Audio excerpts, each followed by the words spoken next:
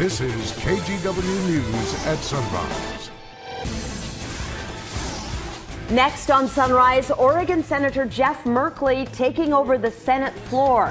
You're looking at a live shot from Washington, D.C. there. He's talked for more than 15 hours at this point. Coming up on Sunrise, listen to what he has to say about the president's Supreme Court pick. Merkley is calling it a stolen seat. And watch the speed limit. Cameras are watching on Southeast Division. And starting today, you'll get a ticket. The fine you'll have to pay if you're caught speeding. Happy Wednesday, and thanks for waking up with us. Hey, you know, rain or shine, you should try and get out today because it is National Walking Day. We were talking about some of our favorite spots. We should be walking right now. Let's go, everybody do it. We stand at that desk all morning. We can just, chill for a little bit. But you guys have been sending us your favorite spots to walk. Tracy, by the way, likes to walk on the beach. Isn't that photo gorgeous? That's Long Beach with her dog. Just a beautiful, beautiful view. And Teresa says the Glendevere Golf Course in Northeast Portland. You can tell us your favorite walking spots by using the hashtag IamUpPDX. And Rod, folks up walking this morning. Yes. What are they going to find out there? A little warmer than it's been. This is going to get very tiring. How long are we supposed to do this? Is this all It's day? more like this. All day for crying out loud. It's not going to be a bad day. Here we go. Clouds are solid. Oh, that's tiring. Clouds are solid this morning. The rain is along the coast, and at times has been pretty wet just north of Longview all the way up to Seattle. I don't think this turns out to be a terribly rainy day for Portland, but I do believe odds are very good, as you look at the solid rain in Seaside and Astoria, that Portland will in fact get at least a spritz of some light rain at times, which is what developed yesterday afternoon, you may remember. We're at 50, nice and cozy because of the cloud cover, and like yesterday, we'll probably get up to around 60. We'll go 55 lunchtime recess, either a little bit of light rain falling at your kid's school or nothing at all, and then closer to 60 at 3 o'clock when everybody's out. I've got to go. I'll talk to you later. Yeah, you got it. Thank you, Rod. It is 2 minutes after 6 this morning. Just a quick reminder to slow down on Division. If you don't, it could cost you. This is a live look at the camera there on Southeast Division near 152nd. So starting today, the speed cameras in that area are issuing tickets. PBOT only issued warnings for the past month. So you can only go 35 through this particular zone. If you go faster, it's a $160 ticket. City officials say people are already driving slower in those areas, so they're getting the message.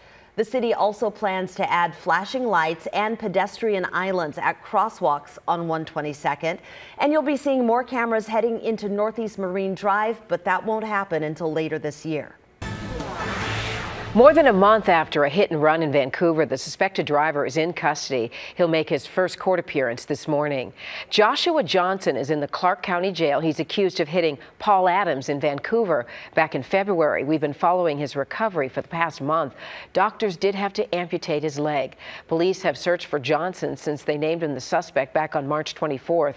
Johnson's mother is also serving prison time for another hit and run.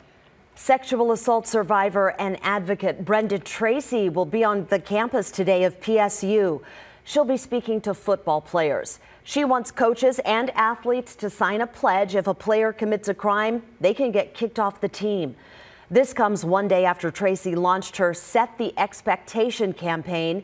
It's fighting against sexual assault. About 1 in 5 women in the U.S. reports being sexually assaulted. Portland State University released its own report yesterday. The numbers there are 1 in 7 women. People in the Lentz neighborhood are asking for the city's help. There's a new stretch of homeless camps, they say, bringing crime and trash to the area. Neighbors held a town hall meeting last night to vent their frustrations. Many don't think the city is doing enough to fix the homeless problem. Lifelong resident Eric Benson says he's moving because of the crime. They cut my fence, took my son's street bike. Last week they took my tools. The new camps are forming near Southeast 94th and Francis. That's along the bike path above I-205. Many neighbors say they found used needles near Lentz Elementary School. At the meeting, Mayor Wheeler said it is time for some change.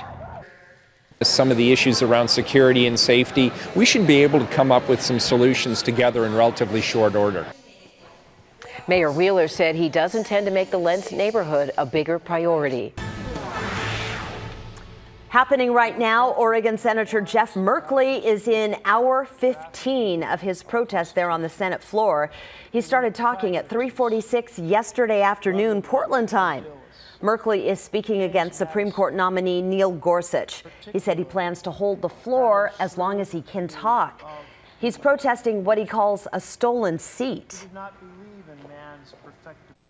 First, for the first time in our history, the seat has been stolen from one presidency and delivered to another in a strategy to pack the court. Why didn't the majority honor the responsibility under the law for the Senate to do advice and consent when there was plenty of time to do so? The Democrats have enough votes to filibuster a vote on Gorsuch, but Republican Senate Majority Leader Mitch McConnell, he says he has the votes to use the so-called nuclear option. That would change the rules to require just a simple majority for Gorsuch and all future Supreme Court nominees. This morning, the Financial Times says the FBI is planning to create a special unit to specifically handle the Russia wiretapping investigation. It will look into whether Trump officials had any connection with Russians trying to interfere with the presidential election. The White House is focusing on Susan Rice. She served as the Obama National Security Advisor. Republicans are accusing her of leaking names. Rice spoke with NBC News exclusively. Within that process and within the context of the Trump campaign, the Trump transition, did you seek the names of people involved in, to unmask the names of people involved in the Trump transition, the Trump campaign, people surrounding the president-elect? Let me be clear. In order to spy on them, in order to expose them? Absolutely not for any political purposes, to spy, expose anything. But Did you leak the name of Mike Flynn? I leaked nothing to nobody, and never have and never would. Democrats insist the focus on Rice is a distraction. The Today Show has more on the investigation. That's coming up at 7. The Zags are back here in the Northwest. Today, Gonzaga University is planning a homecoming rally on campus. G-O-N-Z-A-G-A, go! Gonzaga! G-O-N-Z-A-G-A, go! Gonzaga! Listen to them cheer. The team got a hero's welcome when they arrived in Spokane yesterday after their historic run for the national championship. Fans say they are so proud of those guys. The Trailblazers, meanwhile, barely hang on to the final spot in the West, the playoff spot, that is. Just 4 games to go. Blazers have a half-game lead over Denver. Portland has now lost 2 in a row after losing to Utah last night. C.J. McCollum, about the only bright spot on the court. He scored 25 in the 106-87 loss. All 4 remaining games are at home. That's the good news. Minnesota in town on Thursdays. The Blazers just lost to them on Monday. Tip-off on Thursday set for 7:30. After the Ducks and the Zags, I'm kind of done with basketball, quite frankly. No, we don't want to be done yet. Hey, but did you know about that Beaver baseball team? How are they? Oh, they're ranked number 1 in the nation. Yeah, Mr. Casey has them playing top-notch ball again, doesn't he? Yeah, just on a roll. Yeah. So are you and your Beavers orange? Something to look forward to. Well, this is more Beaver coral, but I'll take it. Yeah. And he seems like such a classy gentleman. It's great to see what he continues to do with that program. Yeah. Kathy is an Oregon State alum, if you did not know this. Our Oregon State moment brought to you by Kathy Marshall. I love her passion for the Beavs, I really do. Hey, my KGW Rod Hill Facebook page, you can see this graphic up close. If you're wondering about when are all the paths along our rivers that have been underwater and unwalkable going to reopen, I will tell you the Columbia River is now down below flood stage by about half a foot. Here's the yellow. This is below flood stage. Flood stage at the Columbia is 16 in Vancouver. It's expected to get down to about 15 feet, still pretty close to flood stage in the coming day or so, and then kind of hang out that way for the remainder of this week. So that's a little bit of an update on the rivers. For today, the forecast is simple. The clouds will be solid all day long. And there's reason to believe that this fetch of moisture, which is hitting the north coast and up towards Seattle, could be fairly steady all day as well. Now, Portland right now we're dry, but the cloud cover thick up top. We're at 50 degrees. We keep the clouds all day. And there's the chance that we could have some light rain develop at some point during the day, which is what happened yesterday. I can't really time that for you, and there's no guarantee that it does happen, but I'll be surprised if we don't get at least a little bit of something at some point. 55 at noon, 60 degrees the high temperature. Here are the other numbers. Everybody's under the clouds, so nobody's really that chilly. Mostly 40s out east and mainly around 50 degrees here on the west side. So going to the coast, especially from Tillamook County northward, this is a rainy day. South winds 10 to 25 miles per hour. Up on the mountain, lots of dry weather. Maybe you get a spritz of some light moisture. It would be some light rain at Government Camp with a temperature of 45. And Timberline today expected to be chilly, but above freezing at 38 degrees for a high. No new snow over the past 24 hours, but bases are still great, including 117 at Bachelor, and at the bottom of the graphic, 175 on the ground in inches at Timberline. Out in the Gorge, 62, cloudy skies, possible light rain today, but not expecting much. Overall, I would count on it being fairly dry if you're going to be out there enjoying the Gorge on this Wednesday. And our 7-day forecast numbers, similar weather tomorrow. Then Friday, the rain picks up. It's more of a wet day and also a windy day. Could be high winds at the coast on Friday. Could be strong east winds coming out of the Gorge, 40 to 50 miles per hour in the usual spots out near the Gorge itself in East County. That's Friday. I am fearing I'm never going to be able to put the cushions on my new little patio set.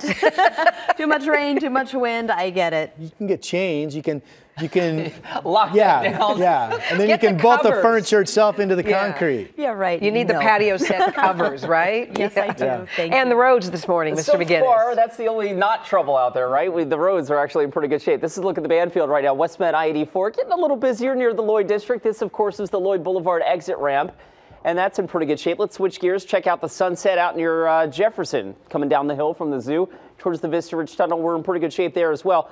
First significant slowing in the morning up in Clark County, of course, at the Interstate Bridge and the ramp from SR 14 westbound to I-5 south. That is plugging up a little bit. So right now we're looking at about 12 minutes or so Main Street to the Fremont. Ladies? Chris, thank you. It is 6:12 on a Wednesday, and we want to talk about some products you can save money on right now. Consumer Reports tracks prices all year long. So here are 5 big ticket items on sale this month. The site says lawnmowers and tractors have the best prices at the beginning and the end of the season. Prices usually range from $100 to $4,000, but you don't have to pay top dollar to get a great model. If your yard is less than half an acre, you really don't need much power. A basic gas or electric push mower works. Or a neighborhood kid with one of those. I like it. Gas grills are also on sale right now. The best time to buy is right before summer starts and right after summer ends. Which one you buy is based on what you like to cook. A basic one, fine for the burgers and the dogs. If you're getting fancy with steak sears or fish, look at grills with a higher temperature range. And then find deals on flooring this month. I'm talking things like hardwood, laminate, or tile. But before you choose, consider how much sunlight and foot traffic your floor will get. And if your vacuum needs an upgrade, well, it turns out that the months of April and May are the best times to buy one of those. There are discounts on all types of designs for the type of cleaning you'll need it for. And lastly, we've got air conditioners. This goes without saying, buy one before it starts to get warmer, because that's when prices go up. So you also want to make sure that you buy the right size for the job. If it's too small or too big for that matter for your particular room, it's going to cost you more in energy.